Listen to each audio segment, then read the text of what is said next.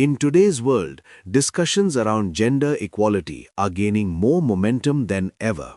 But it is vital to remember that thousands of years ago, the Vedic civilization of ancient India had already laid a foundation for honoring and uplifting women.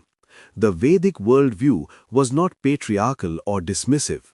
Instead, it revered women as essential pillars of spiritual, intellectual, and societal strength. According to Vedic philosophy, human progress is impossible without proper reverence for women. This culture celebrated their strength, purity, and wisdom. Women in Vedic society were far more than caretakers. They were rishikas, sages and scholars who composed the very hymns found in the Vedas. The sacred texts immortalize names like Ghosha and Vishwavara, Apala and Lopamudra, and the great Brahmavadinis like Gargi and Maitreyi. These women realized and spoke the truth of the divine.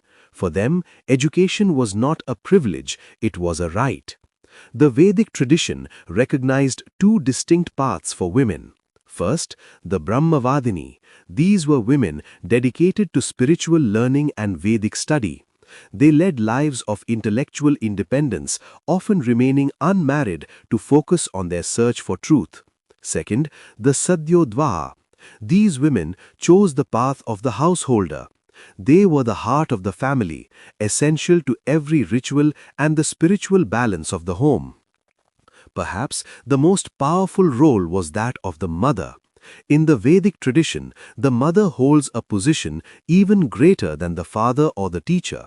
There is a profound reason for this found in the word Mata itself. The word Mata is derived from the Sanskrit root man, which means to honor or to worship. Therefore, a mother is defined by the reverence she receives. She was not just a caretaker, she was a sacred, spiritual presence. As the saying goes, Matru Devo Bhava, treat the mother as divine.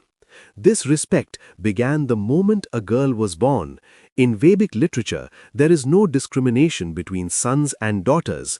In the Rig Veda, we find fathers praying for the divine to protect and nourish their daughters.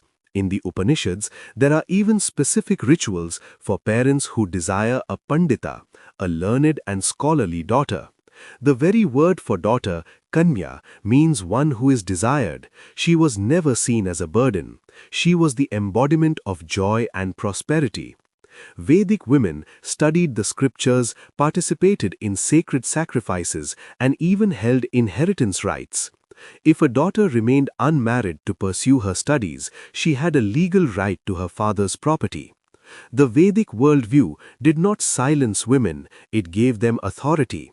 It did not push them aside, it placed them at the very center of cultural life. In an era where many are still struggling with gender roles, this ancient spirit of reverence serves as a guiding light. It reminds us that honoring the feminine is not a modern invention, it is an eternal truth.